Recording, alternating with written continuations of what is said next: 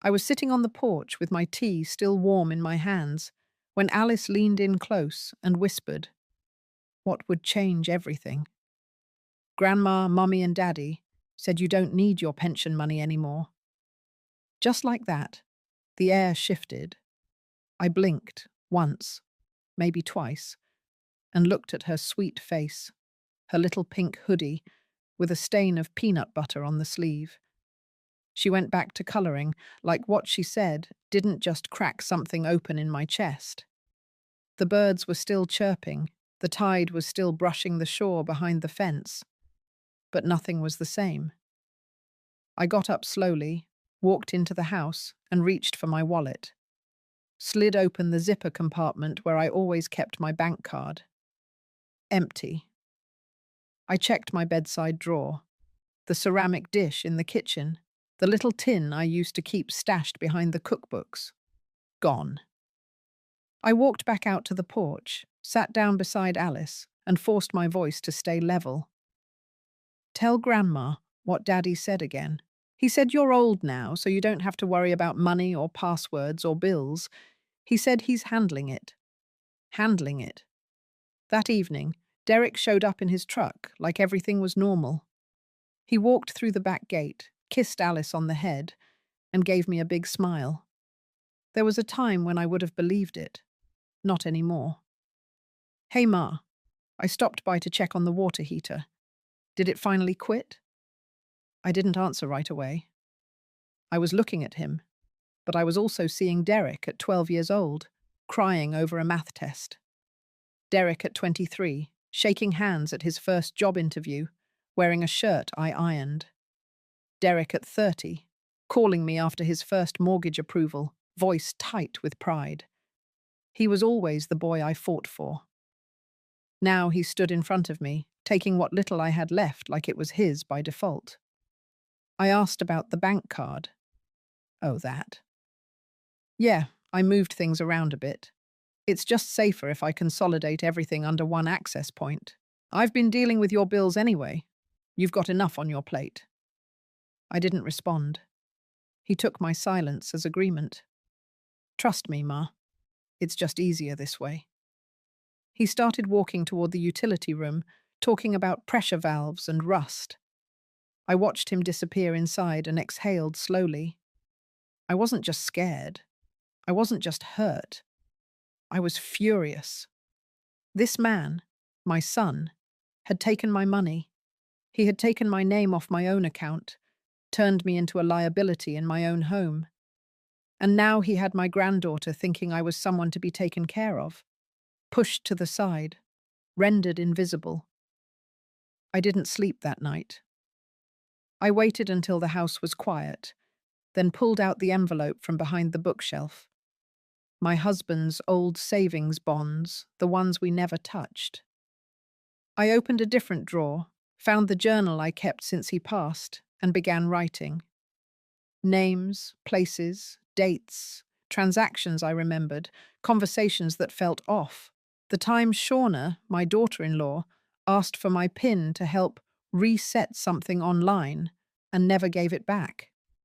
The moment I noticed the phone bill in her name, the water bill too. By morning, I had filled 5 pages. This wasn't forgetfulness. This wasn't miscommunication. This was coordinated. I drove to the local branch. Lynn, the teller who had known me for 15 years, pulled me into her office when I told her what was going on. She didn't need to say much. The look on her face told me she had seen it before. "Your account is now under restricted access," she said.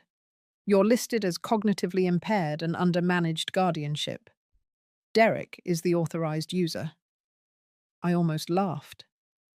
Instead, I nodded once, calmly, and asked to see the paperwork. She printed it. I took a photo. Then I took another. One for the police, one for myself. By the time I left the bank, I knew what I was going to do. He thought I was soft.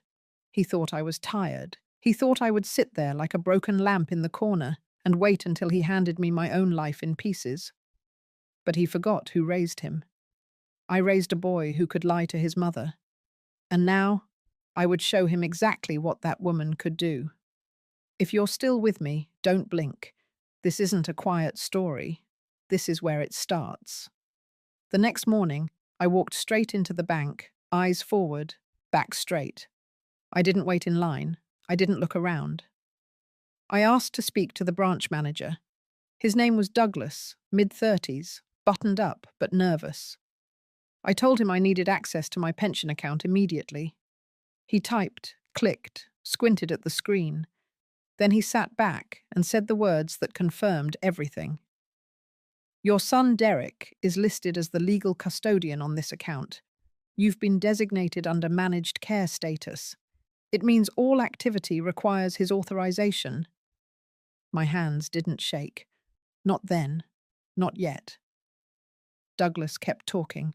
He explained that the paperwork had come through 2 months ago. Forms had been signed. He showed me scanned copies. There it was. My name. Sort of. A shaky version of my signature. Too loose, too clumsy. Like someone trying to imitate a hand they didn't respect. He moved on, said that withdrawals had been processed for home maintenance, for health support. I stopped listening. I knew damn well I hadn't authorized anything, and I hadn't asked anyone to act on my behalf. Douglas offered to print the documents. I took them. He offered to call Derek to clarify. I declined. I didn't want a confrontation. Not yet. I wanted facts, evidence, proof of the war I hadn't known I was in. Outside, the wind was sharp. I held onto the folder like it was a weapon. That evening, Derek called to say he'd be by later to check on the pipes. I told him I'd rather he didn't. He laughed, said I was being dramatic, said I probably forgot the heat pump inspection. Then he hung up.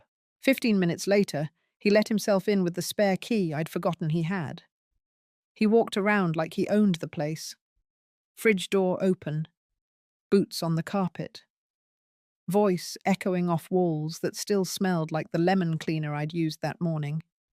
He handed me a paper. Just a simple consent form, Ma. For the insurance, it gives us the ability to manage things better. Just sign here, bottom left.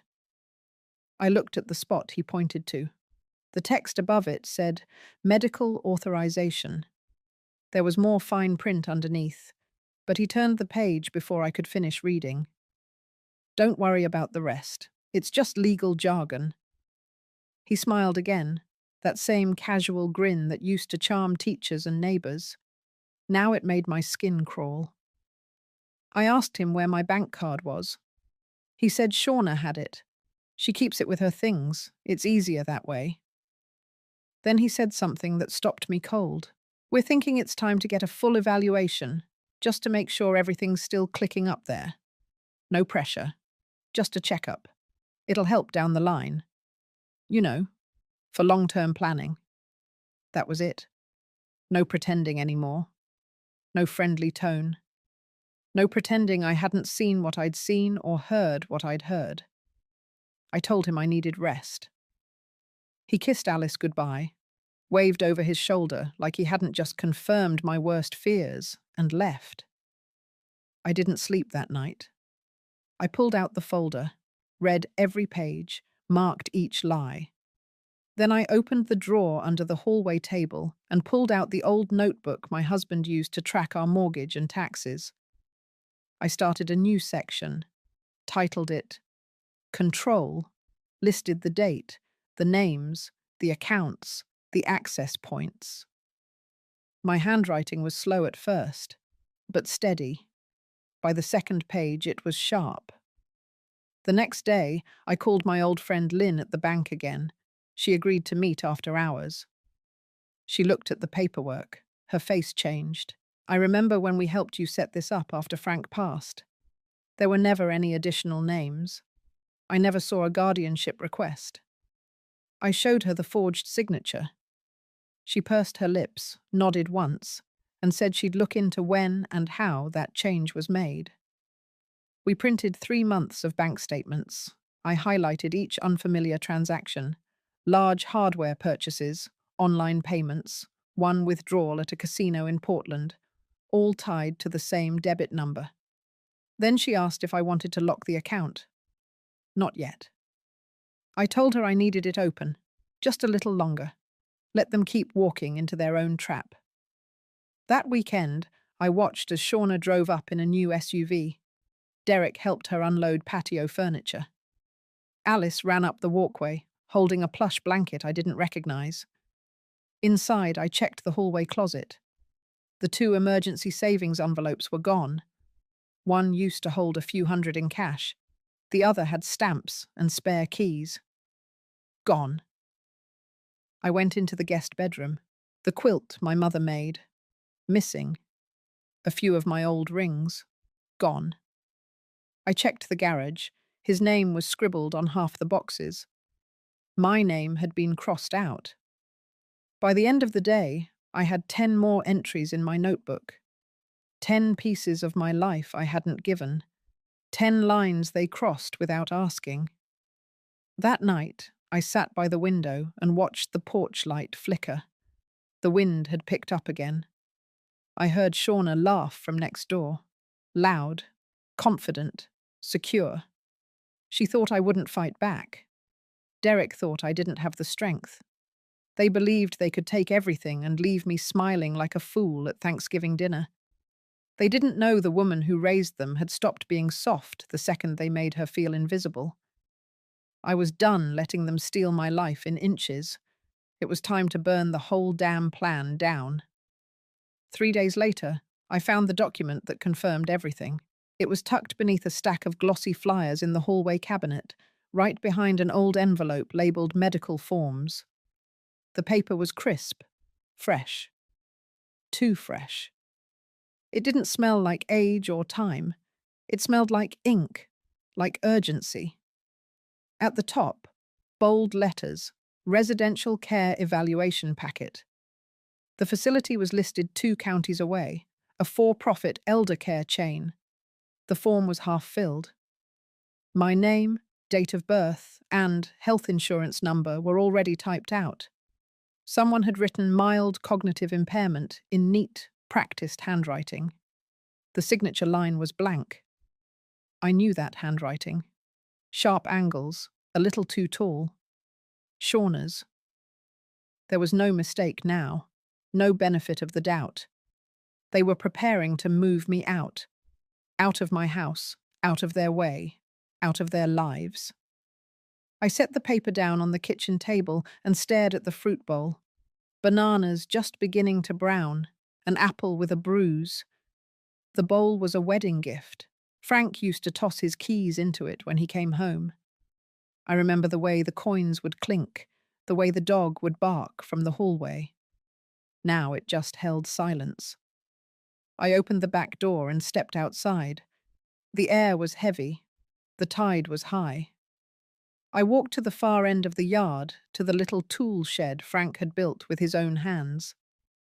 I stood there a long time, remembering the sound of his hammer, the way he measured everything twice, the way he always said, "Don't let anybody make you small in your own house." That night, I waited until everyone had gone to bed. I pulled out the small camera Alice had left behind last summer. It still worked. I charged it, tested the audio. Then I slipped it into the corner of the kitchen, behind the bread box. It had a wide-angle lens, enough to catch every word spoken over coffee or convenience. Next, I taped a second recorder under the dining table. Derek always liked to talk while he ate. He got that from his father. Only difference was, Frank never lied with his mouth full. By sunrise, I had created a folder on my computer labeled Inheritance. I wasn't planning to die. I was planning to make sure if they ever tried to bury me, they'd have to face every last thing they thought I'd forget. Later that morning, Shauna came by with a man in khakis. He didn't introduce himself. He walked through my kitchen like it was his, took photos of the hallway, the bathroom, the handrails near the stairs. He asked Shauna about square footage. She said she'd have to check the old papers. I didn't say a word. After they left, I checked the trash, found a folded slip with a logo, Hawthorne Assisted Living. Their packet was being filled out with urgency.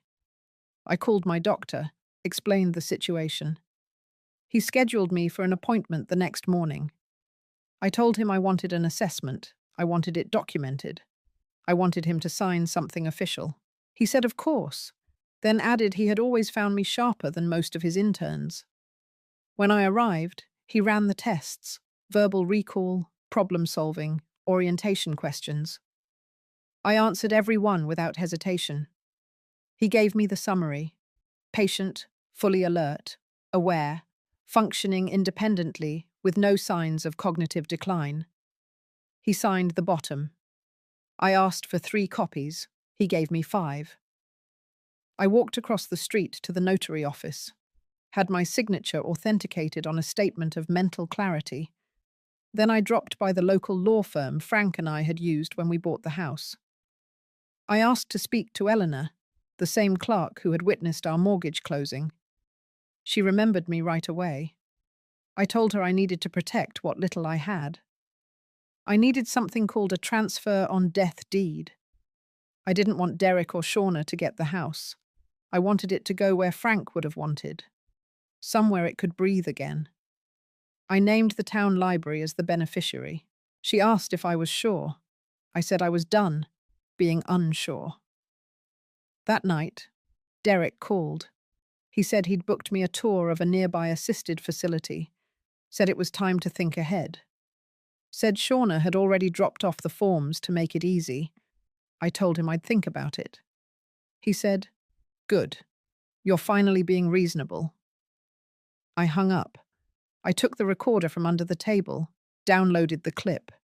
His voice, clear and casual. "She's finally wearing down. Once she's in, we can start moving on the house. Shouldn't be long now." I labeled the file. Motive. Then I printed a list. A timeline. 4 weeks. That's what I gave myself. 4 weeks to collect every detail. 4 weeks to catch them with their own words. 4 weeks to take my name back. It wasn't about the money anymore. It was about memory. Mine. Theirs. And the one they thought I'd lose. I wasn't just preparing to fight. I was preparing to expose. To stand in the center of the room and strip them of the lie they had built like a noose around my neck. It wasn't going to be quiet. It wasn't going to be nice. And it damn sure wasn't going to be forgettable. 2 days after I filed the transfer on death deed, I sat across from Ruth Martinez in her office at the county sheriff's department. Ruth had known me for nearly 40 years. We raised our boys in the same neighborhood, stood next to each other during PTA meetings, funerals, even hurricanes. She was sheriff now, 3 terms in, and one of the only people left who still called me Ada Whitmore, with the kind of respect that came from watching someone survive a whole life.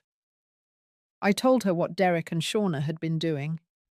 I handed her the bank statements, the forged paperwork, the voice recordings, and the new medical evaluation.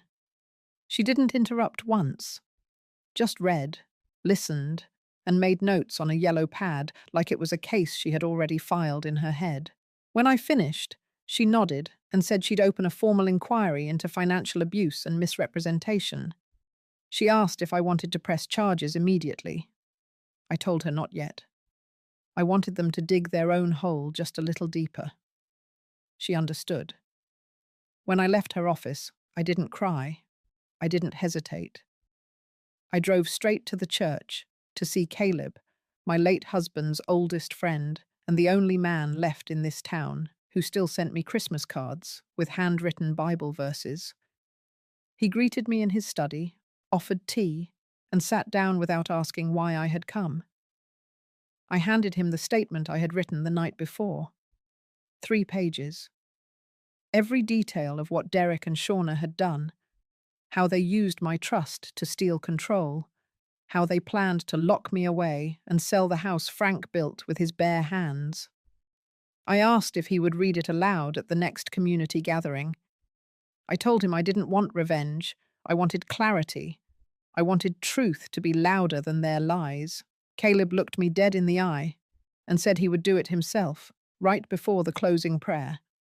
I left the original with him and made my way to the town library, the same building where I'd worked for 37 years, the same room where I had taught children how to read and teenagers how to write resumes. I asked to speak with Gloria, the head librarian. She took me into her office and asked if everything was all right.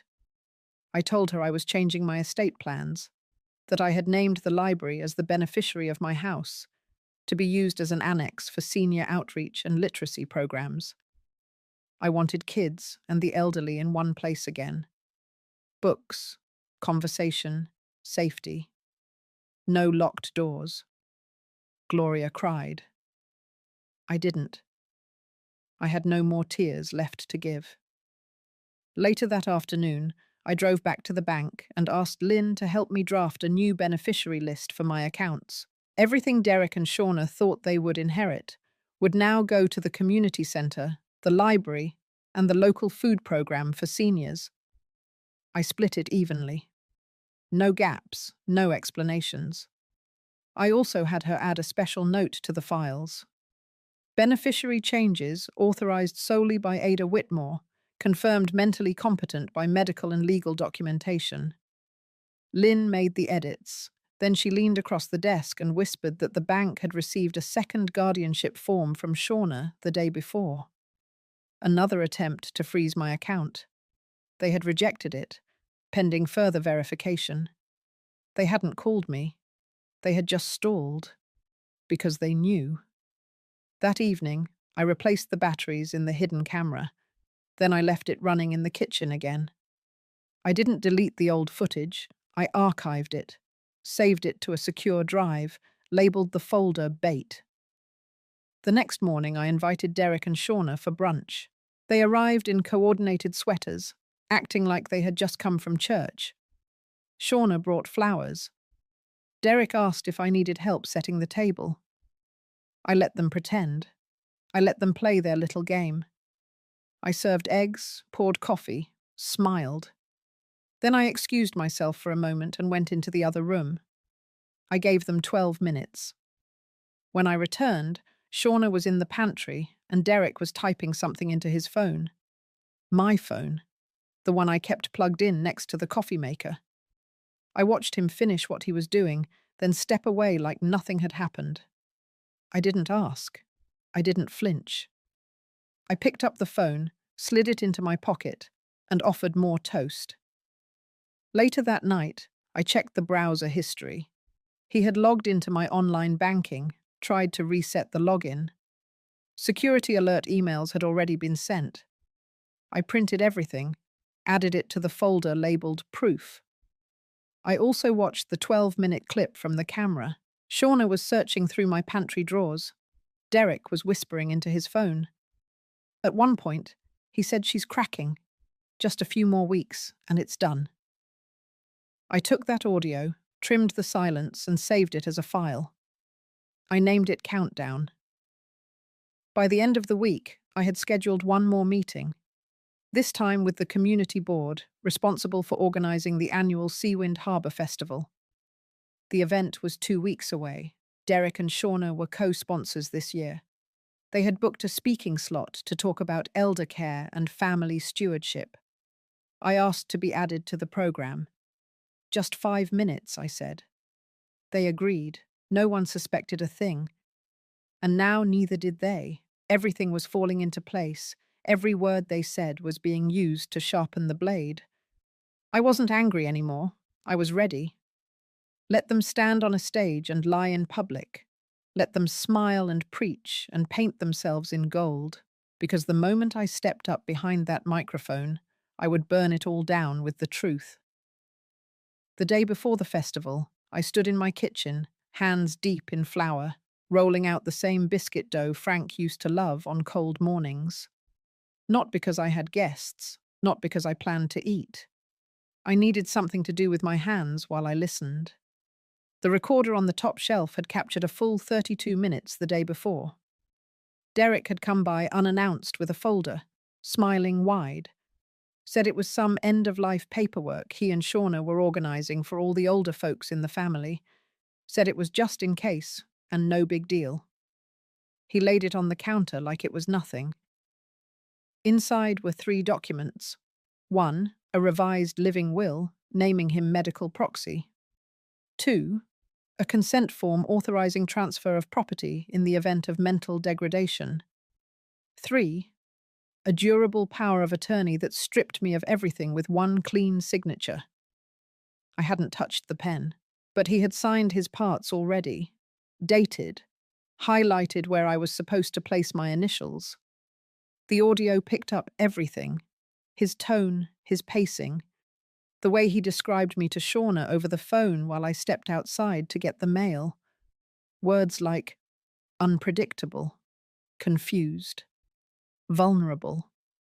He spoke like I wasn't even human, just a task to be managed, a wall to knock down so he could walk through. When I returned, I told him I would read them later. He acted disappointed, said he was hoping to take care of it before the festival, said it would mean a lot to show the bank things were already in order. I nodded like I understood, like I was too tired to argue, like they'd finally worn me down. After he left, I scanned the papers. All 3 were drawn up by a private legal assistant Derek had used before, someone who had once notarized a car sale for him with suspicious speed. The addresses were real, the signatures legal, the timing deliberate. I added them to the folder, labeled it Final Attempt. Then I took out the last card in my drawer. It was a copy of a grant proposal Frank and I had written years ago. We never sent it. Life got in the way. But it had our names on it, our hopes. It was about turning the east wing of the library into a shared space for seniors who still wanted to contribute. A place where no one was treated like dead weight just because their bones ached or their memory slipped now and then. I brought it with me to the town hall, handed it to Gloria, told her to include it in the opening exhibit at the festival booth, a tribute to what we believed in and what I was about to fight for. That night, I didn't sleep. I polished the locket Frank gave me when Derek was born. I cleaned the photo inside, pressed it shut, and wore it around my neck. Then I packed a manila envelope with every document I had collected, labeled each section, numbered each page, printed captions in large font so no one could say I was trying to confuse or dramatize. At the bottom of the stack, I placed my updated will. It said clearly, "Everything goes to the people who never tried to erase me." The morning of the festival, I dressed in navy and grey, conservative, neutral. I wore the church pin Caleb had given me last Christmas. I carried the envelope in a plain black tote. No theatrics, no ceremony. Derek and Shauna arrived 15 minutes before their segment. Shauna wore a pastel blazer and nude heels. Derek had on the watch I bought him when he graduated college. He waved to me across the field like we hadn't spoken yesterday, like he hadn't tried to take everything from me over biscuits and lies. The stage was simple, a wooden platform with 2 standing mics and a banner overhead that read, "Sea Wind Cares, Family, Community and Respect Across Generations." The irony nearly choked me. They took the stage together, spoke for 8 minutes, smiled, told stories, repeated words like stewardship and gratitude. Derek even quoted scripture. Shauna shared a story about caregiving and trust. The crowd clapped politely, a few nodded along. Then Caleb took the mic. He welcomed everyone again, thanked the sponsors, and asked for just 5 more minutes before the program ended. He introduced me. Ada Whitmore, retired librarian, widow, mother, longtime resident of Seawind. I stepped up. The wind had picked up slightly. My papers fluttered in my hand as I adjusted the mic. I didn't look at Derek. Not yet. I began with facts. Dates, withdrawals, the forged signatures, the fake medical claims, the attempt to transfer property. I held up copies. I read them aloud. The crowd grew quiet. Then I played the clip. Derek's voice from my own kitchen, saying she's cracking, just a few more weeks and it's done. It echoed across the speakers. Even the birds stopped for a second. I didn't scream. I didn't cry. I told them the truth, that my own son and his wife had tried to erase me while I was still breathing, that they took not only my money but my dignity, that they thought being old meant being powerless. I ended by holding up the grant proposal Frank and I had written, told them the house Derek tried to steal would become the home for that dream, a place where no elder would be silenced again. Then I stepped down. I didn't wait for applause. I didn't need it. Behind me, people gasped, some murmured. A few stepped back from Derek and Shauna as if they had just caught the stink of rot. They didn't follow me when I walked off the stage, but the silence behind me was louder than any cheer I had ever heard. The aftermath was swift. By the time I got back to my car, the video had already made its way onto 2 local Facebook groups. I hadn't posted it. Someone in the crowd must have recorded the speech, maybe one of the teenagers from the library, maybe Caleb's nephew. Didn't matter. The clip was everywhere. Seawind was a small town. People talked fast when they smelled blood. Derek and Shauna had painted themselves into a corner with their polished smiles and pastel lies. Now every neighbor, every parent at school pickup, every vendor at the farmer's market had seen them for what they really were. The next morning, I woke up to a letter slid under my front door. White envelope, no return address. Inside was a single sentence. "We never meant to hurt you." I didn't even flinch. I made coffee, opened my laptop, and checked the Seawind Festival's official website. The organizers had taken down the video of Derek and Shauna's elder care speech. Their names had been removed from the list of sponsors. No note, no announcement, just silence, a clean erasure. I spent the next hour printing out copies of the grant proposal, the transfer on death deed, and my updated will. I walked them down to the town clerk's office and asked to have everything certified, notarized, and filed. I wanted no loopholes, no confusion, no redemption arc. Back at the house, I gathered every item they had touched. Shauna's casserole dish, Derek's toolbox, the Christmas ornament Alice made last year, but Derek had written his name on in bold red marker. I packed it all into a cardboard box and taped it shut. I wrote one word on the front: return. By noon, the police knocked on my door. Ruth stood there in uniform, no smile, no small talk. She asked to come in. I led her to the dining table where everything was already spread out. The audio files, the bank statements, the forged signatures, the assisted living paperwork. All of it in chronological order, labeled and dated. She sat down, listened, read, nodded slowly as each piece added weight to the last.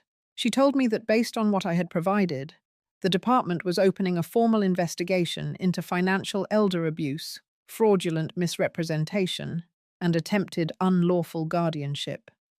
She asked me if I felt safe. I said I did. She told me if anything changed, I was to call her directly. I handed her the USB with the audio.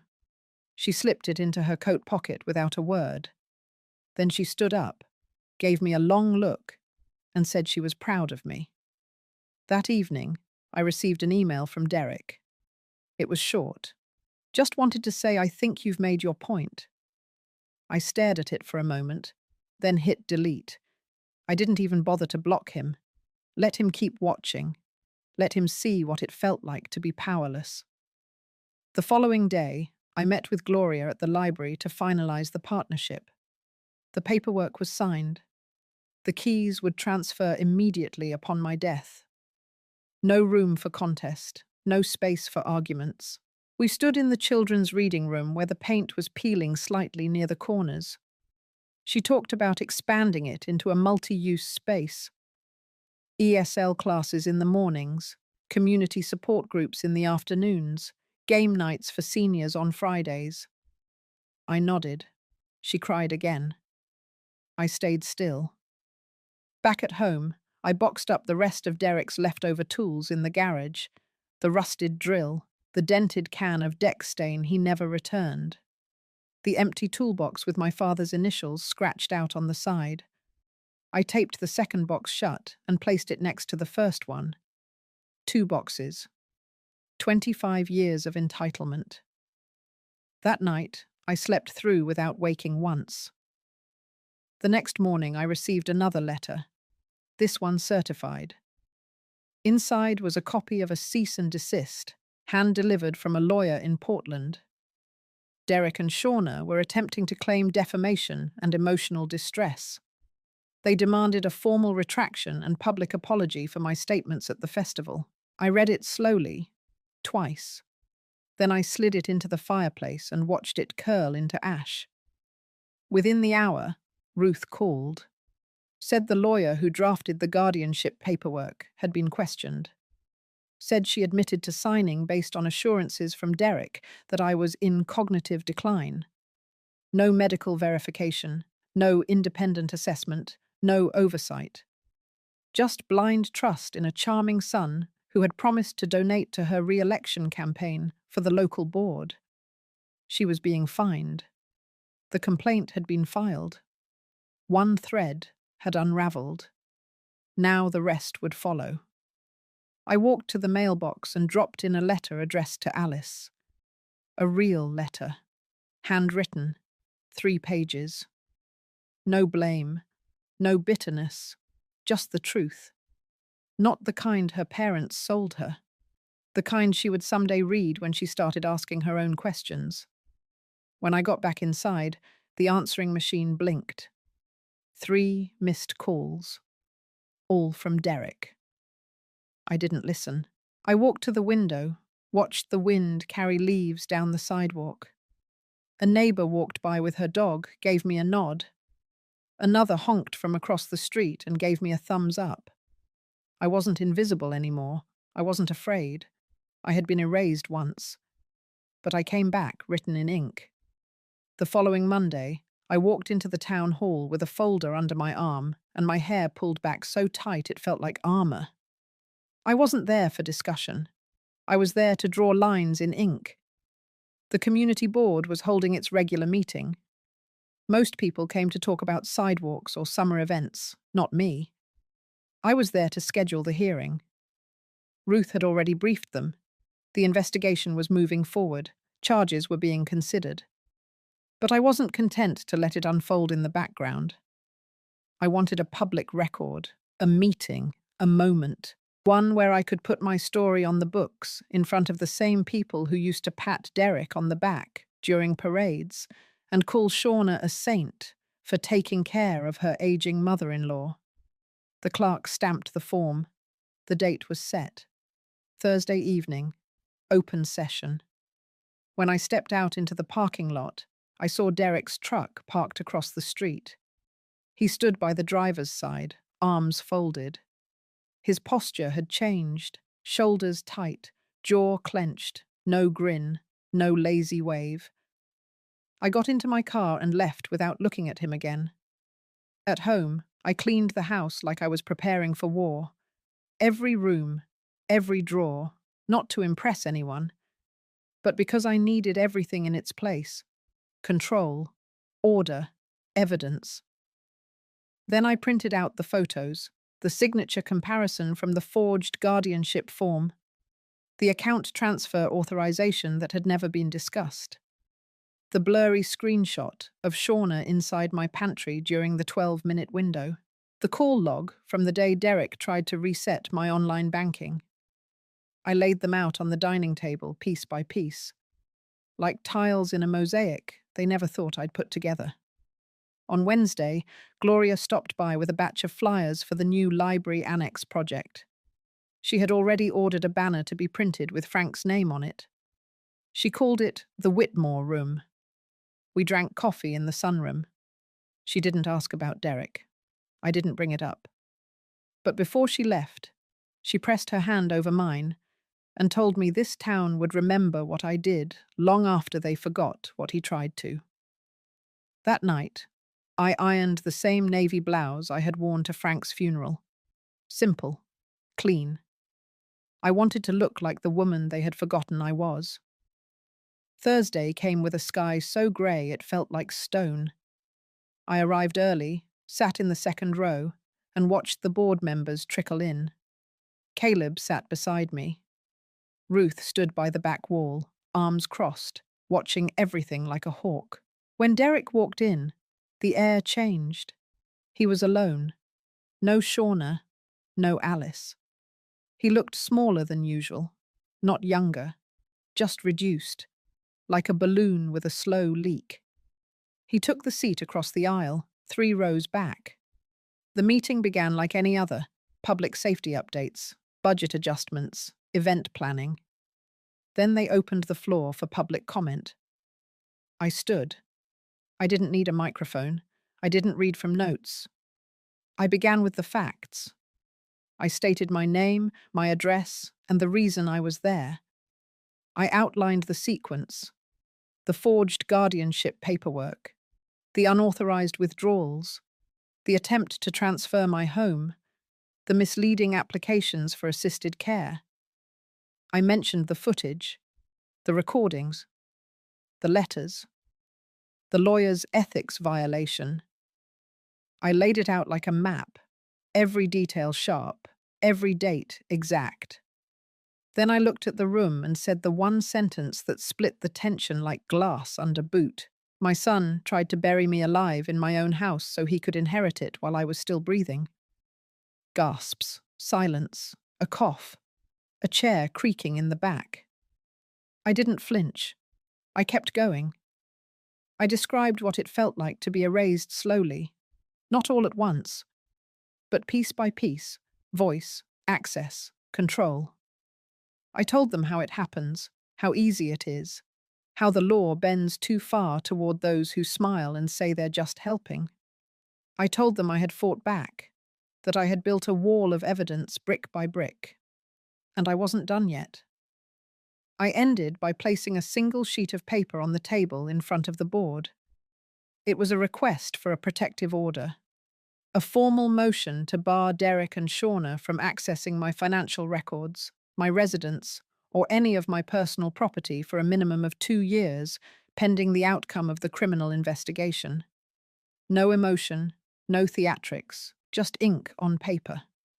The chair of the board took the document and said they would consider it in closed session. I nodded and returned to my seat. Derek didn't say a word, not during the meeting, not afterward.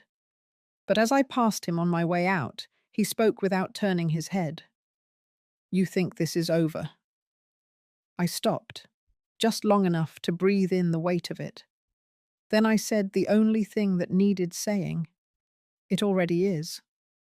And I kept walking, right out the door, into the cold, into the light. By the time the board released their statement on Monday morning, it had already spread through town like a storm warning. The vote had passed unanimously. The protective order was in effect immediately. Derek and Shauna were legally barred from contacting me, stepping foot on my property, or accessing any of my accounts, both physical and digital. Violation would result in arrest without further notice. The official letter arrived by noon. I didn't frame it. I didn't need to. The silence spoke loud enough. That same day, Ruth called to inform me the district attorney's office had reviewed the case file and was moving forward with charges.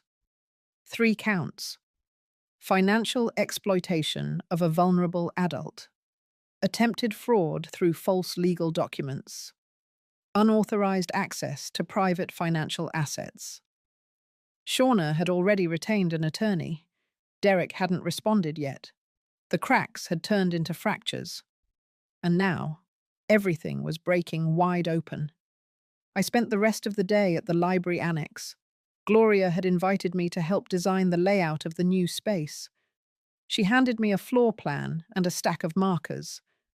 The first room we mapped out would be called the reading parlor, not just for books, for stories, conversations, a place for older folks to gather, talk, teach. We painted the vision onto paper, corner by corner. At one point, she asked if I had heard from Alice. I shook my head. Later that evening, I received an email from a parent in town. She attached a screenshot of a Facebook post from Shauna, a paragraph written in defensive, passive tones.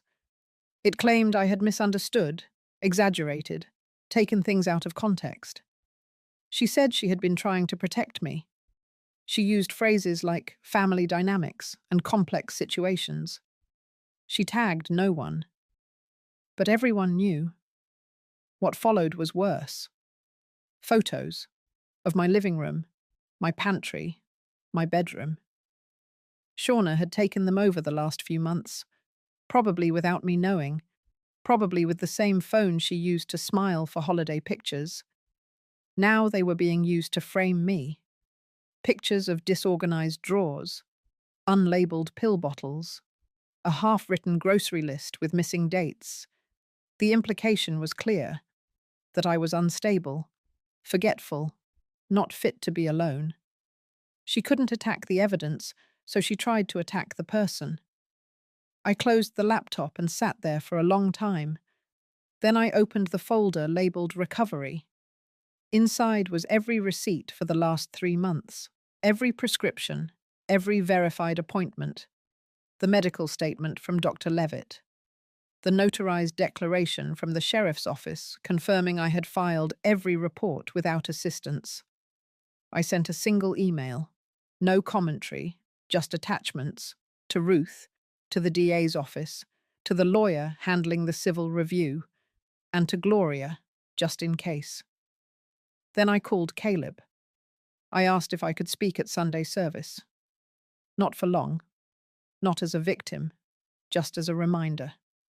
He agreed. Sunday morning came with cold air and bright sun. I wore black. Not for mourning, but for sharpness. The pews filled slowly, familiar faces. People I had known since Frank and I first moved to Seawind.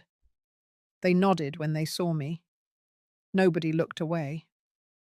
After the sermon, Caleb stepped aside and motioned for me to approach. I took the pulpit and opened the folder one more time. I didn't speak of bitterness. I spoke of erosion. How people don't always steal from you with violence. Sometimes they smile while they do it. Sometimes they call it care. Sometimes they use words like guardianship and just trying to help. But behind those words are rooms emptied, accounts drained, voices silenced. I reminded them what had happened wasn't rare. That elder abuse, especially financial, often came from within the family, that the worst betrayals wear the face you once raised and fed and forgave. Then I held up one last photo, me, in front of the house Frank built, standing alone, still standing. The room didn't applaud. It didn't need to. On the way out, a woman from the third row took my hand and slipped something into it. It was a photo of her mother. She whispered, "Thank you for saying what I never could." That night, I walked through my house and turned on every light. Not out of fear, but because it was mine. Every bulb, every floorboard, every breath in the walls, mine. And there was no one left to take it from me. 3 days after the Sunday service, I received the notice I had been waiting for. A court date. March the 4th, County Courthouse, the State of Maine versus Derek Whitmore and Shauna Whitmore. Charges: financial exploitation, fraud through falsified legal documentation, and attempted abuse of power of attorney without consent. The official complaint stretched 13 pages. The language was clinical, cold. But between the lines, I could see the truth standing up straight for once. I read the notice in full, folded it, then placed it inside the leather-bound notebook Frank used to keep for tax records. It felt right that it went there. He would have wanted to see it handled properly, legally. No screaming, no slamming doors. Just justice, plain and final. Later that afternoon, Ruth stopped by the house. She didn't come in uniform, just jeans, boots, and the same old fleece jacket she wore when we used to volunteer at the town cleanup every April. She sat down in the kitchen and pulled out her own copy of the court documents. Said the DA was confident. Said the evidence I had handed over was airtight. Said Shauna had changed her story twice during questioning, and that Derek had gone silent entirely. They weren't coordinating anymore. That was the first crack. Then Ruth opened her notepad and slid it toward me. It was a list of items seized during the investigation. Included was a ledger, handwritten. Inside, she explained, were notes from Shauna detailing when to intercept my mail, which drawers held documents, and how to gradually introduce the idea of assisted care. Like I was a project, a process, a conversion waiting to happen. They even kept track of which neighbours had noticed their visits, rating them with stars for how likely they were to ask questions. I stared at the notepad for a long time. Then I asked for a copy. Ruth handed it to me without hesitation. I added it to the folder under the tab labelled Intent. The next morning I walked to the post office with a stack of letters in my purse. Certified, return receipt requested. They were addressed to every organisation that still had Derek or Shauna listed as emergency contacts for me. My dentist, my pharmacy, my utility company, the fire department, the local hospital. Each letter included a notarized revocation of consent and an updated contact list. Every piece of paper was a door slammed shut. I wasn't leaving room for anyone to sneak back in through a crack. The same day, I filed a restraining order extension through my lawyer.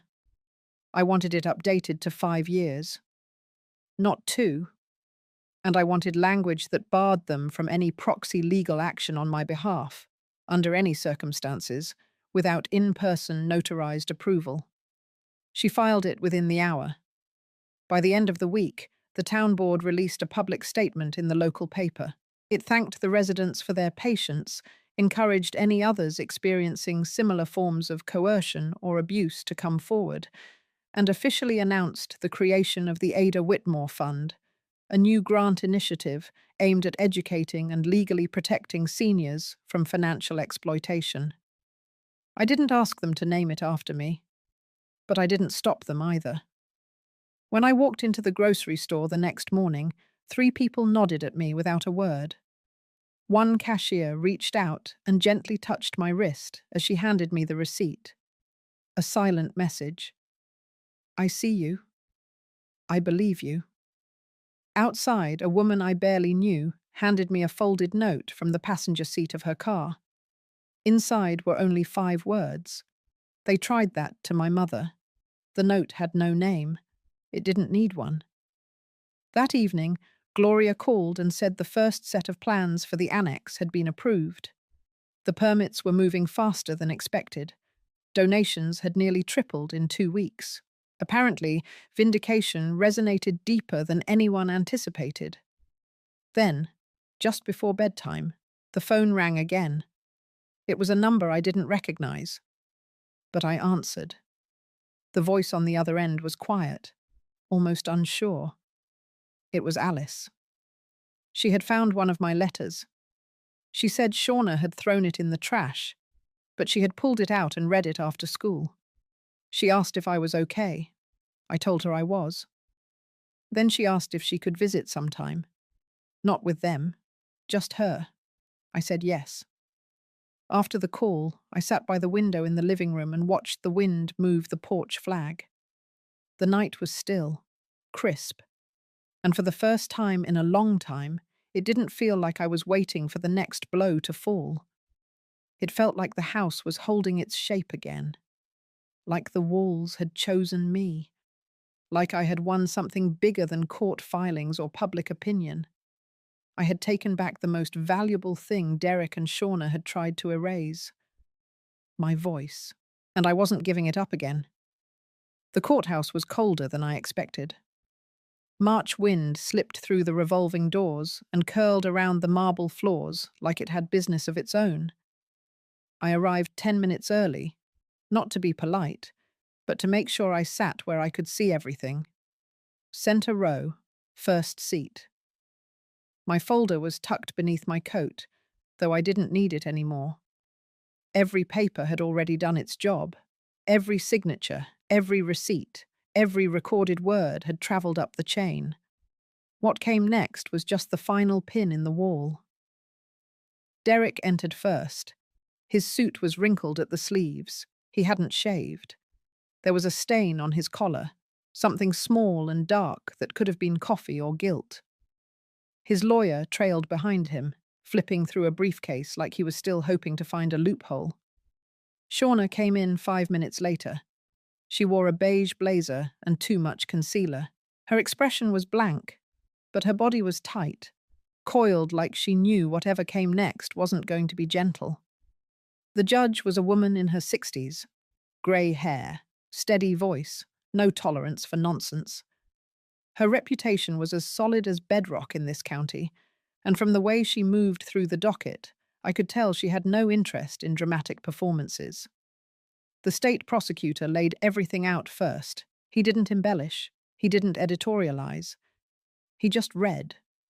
The fraudulent guardianship document, the financial transactions, the unauthorized access to pension funds, the voice recordings, the false statements given to bank officials, the home entry logs, the timeline, the ledger.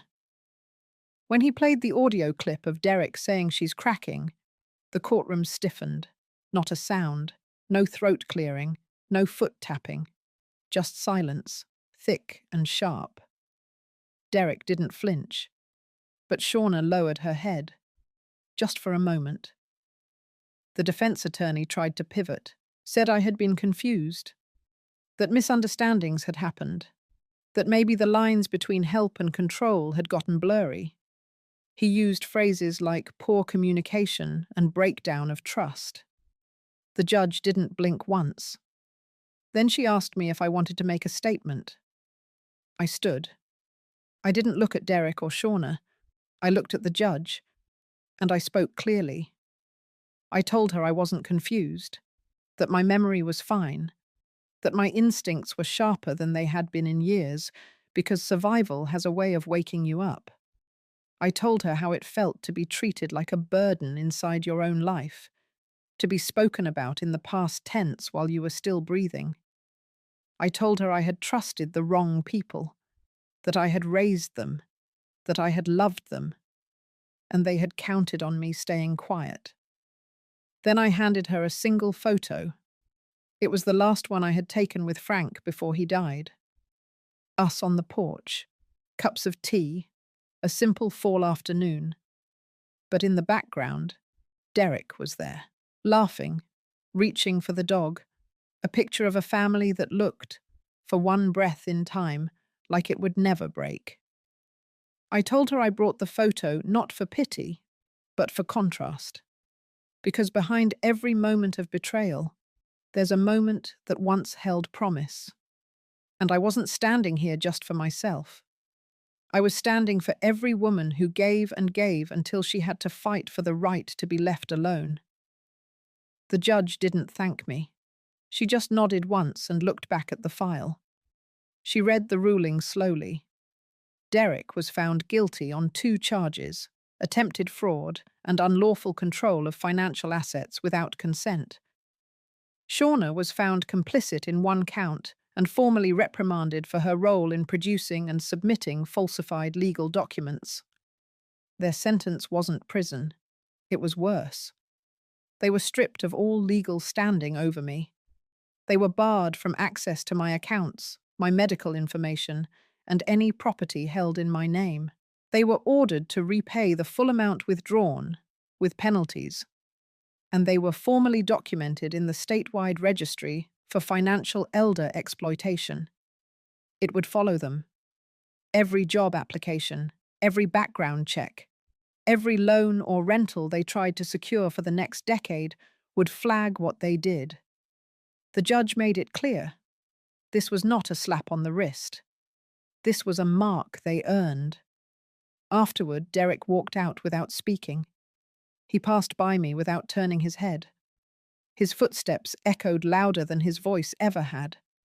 Shauna paused near the doorway. She opened her mouth like she might say something, but no sound came. She just closed her lips and followed him down the hallway. I didn't follow. I didn't even stand. I just sat there, still, unmoved. Then I picked up my coat, slipped the folder back under my arm, and walked outside. The air was bright and sharp. I stepped down the courthouse steps one at a time. At the bottom, Caleb was waiting. He didn't say anything, just walked beside me toward the parking lot. When I reached my car, I looked back once. Not at the courthouse, not at the street, but at the open space ahead, because that was the direction I had finally earned. Not in anger, not in sorrow, but in power. And there was not a single step of it they could ever take back from me. It was a week after the verdict when Derek called. I didn't answer. The number showed up blocked, but I knew it was him.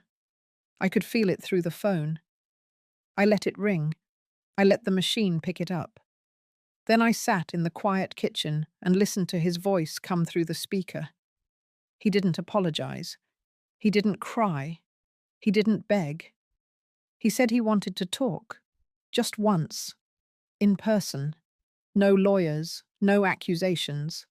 Just the two of us. I didn't respond that day. I left the message there. Let it sit like something rotting on the counter. I walked by it 10 times, let the words ferment. But the next morning, I woke up before the sun, poured a cup of black coffee, and sat at the window. And I said yes. Not to forgive, but to finish. We agreed to meet at the church, neutral ground. Caleb unlocked the side room and left it to us. Derek showed up 10 minutes late, wearing the same jacket he wore when he packed his things to leave for college. It didn't fit anymore. Too tight across the shoulders. Or maybe it was just the weight of shame. He didn't shake my hand, didn't sit down right away. He stood at the edge of the table and stared at the wood like it could speak for him. When he finally sat, he looked smaller than I remembered. Not younger, not fragile, just deflated. He started by saying he hadn't expected it to go that far. He said they only meant to help. That Shauna had read something online about protecting aging parents from scams. That it made sense at first. He talked in circles. I let him. For 15 minutes, he moved around the truth like a man trying not to step into wet cement. Then he finally looked up and asked why I did it so publicly. I answered without blinking, because they would have erased me privately. That shut him up. He sat back in the chair and stared at the cross hanging above the chalkboard. It had been there for as long as I remembered. Frank once told me that even a quiet cross has sharp edges. After a while, he cleared his throat and said he lost his job. That Shauna was considering moving back to her sister's in New Hampshire. That Alice was asking questions he didn't know how to answer. He didn't cry, but there was something cracked in his voice. Something that almost sounded like a man facing himself for the first time. I asked if he remembered the last time Frank spoke to him. He said he did. He said Frank told him to be the kind of man who left things better than he found them. Then he said he wasn't sure if he could do that anymore. I told him it wasn't too late to try, but it would never involve me again. I told him the door was shut. Legally, emotionally, permanently. He nodded, slowly, like he already knew but needed to hear it anyway. Then I said one more thing. I told him he didn't lose a house, he lost a mother, and that was the real cost. He sat there another minute. Then he stood, said thank you, and left. No handshake, no look back, just a quiet exit through a door he would never open again. When he was gone, I stayed in that room another 20 minutes. I breathed. The air felt clearer, not because everything had healed, but because it no longer had to. Some things don't get sewn back together. Some things are meant to stay broken so you remember where the cracks began. By the time I stepped outside, the sun was high, the wind had calmed. I drove home with the windows down, not to let anything in, but to let the rest of it out. Spring arrived slower that year. The trees outside the house bloomed in uneven bursts, like they weren't sure if it was safe to begin again. The yard needed raking. The porch paint had chipped in 2 new places. But I let it stay that way.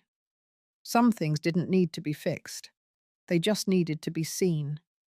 On a warm Wednesday afternoon, I walked down to the library annex. The new sign had gone up the day before. Gold lettering on dark oak. The Whitmore Room. Below it, in smaller type, a space for dignity, knowledge, and connection. Inside, volunteers were unpacking folding chairs and boxes of large print books. Gloria was setting up a reading corner near the windows. She waved me over and handed me a stack of name tags for the upcoming community welcome event.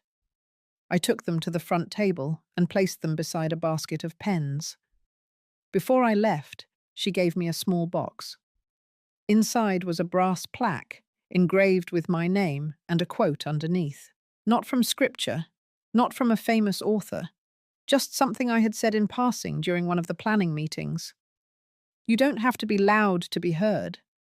I carried it home like it was glass. That night, I placed it on the mantel, next to Frank's photo, next to the ceramic lighthouse Alice made in 2nd grade. It felt like something had found its rightful place. I still hadn't heard from Alice again, but I didn't need to. The call had been enough. Her voice, soft and clear. Her question, honest. Her desire to see me, free of instruction or adult interference. That was more than apology. That was hope. The house was quiet now, but not in the way it used to be. Not with tension hiding in corners, not with lies clinging to the walls, just stillness. On Sunday, I brought 2 pies to the community centre, 1 apple, 1 lemon. The church had organised a small gathering to honour the first round of community grants from the Elder Protection Fund. My name was mentioned once, briefly, by Caleb during the opening remarks. I stood in the back and nodded. Afterward, a woman named Patrice approached me. She had grey curls and eyes like she had seen everything twice. She told me her niece had just gone through something similar, that she hadn't known what to call it, that now she did. She squeezed my hand before leaving. No questions, no stories, just pressure, just truth. The next week, I walked the shoreline behind the property for the first time in months. The sand felt firmer than I remembered. The water was cold but steady. The bench Frank built out still stood, though one of the legs had sunk slightly into the dirt. I sat anyway. Let the wind come in full. Let the sound of the tide sweep past the weight of the past few months. I thought about what Derek had said in the church, about Frank's last words to him. Leave things better than you found them. Maybe that wasn't his legacy anymore, but it was still mine. I stayed on that bench until the light turned amber and the gulls quieted. Then I stood, brushed the sand from my coat, and turned back toward the house. My house. My name. My story. Still standing. Still mine. If you've ever felt unseen, unheard, or quietly erased inside your own family, this story was for you. Justice doesn't always roar. Sometimes it moves in silence and lands like stone. If this resonated, let us know. Share your thoughts, your strength, or even your own story in the comments.